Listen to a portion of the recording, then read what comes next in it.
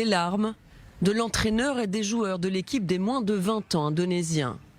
La déception est à la hauteur de l'événement.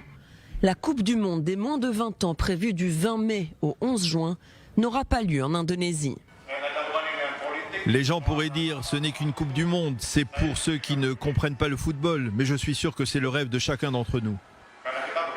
La FIFA a décidé mercredi de retirer l'organisation de la Coupe du Monde U20 à l'Indonésie, avec pour explication le contexte actuel. Cette décision intervient après l'annulation du tirage au sort des équipes qui devait avoir lieu vendredi dernier.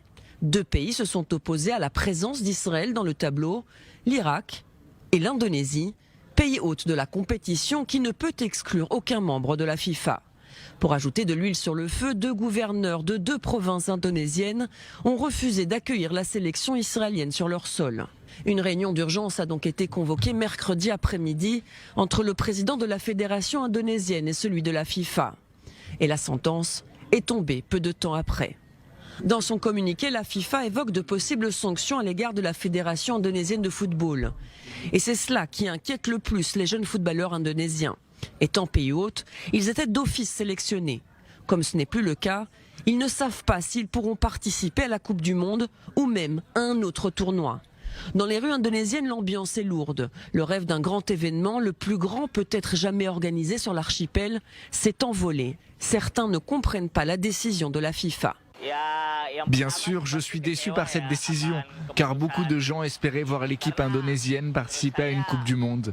Mais soudainement, cela n'a pas eu lieu, uniquement pour des raisons qui, à mon avis, n'ont pas de sens. C'est vraiment décevant.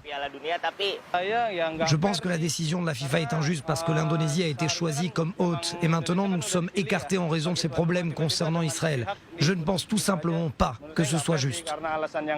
De nombreux Indonésiens estiment quant à eux que leurs autorités ont failli. Je pense que ces réactions de diverses parties de l'Indonésie qui boycottent Israël sont profondément regrettables. Je ne pense pas que le sport doit être influencé par la politique. Pour moi, en ce qui concerne les Israéliens, s'ils viennent, je les accueillerai volontiers. Mais les gens ont des opinions différentes. Pour moi, le mieux est que l'Indonésie soit en mesure d'accueillir la Coupe du Monde. La FIFA doit à présent désigner un nouveau pays hôte. L'Argentine se présente comme favori. Le tournoi qui rassemble 24 équipes devrait être maintenu aux dates initiales.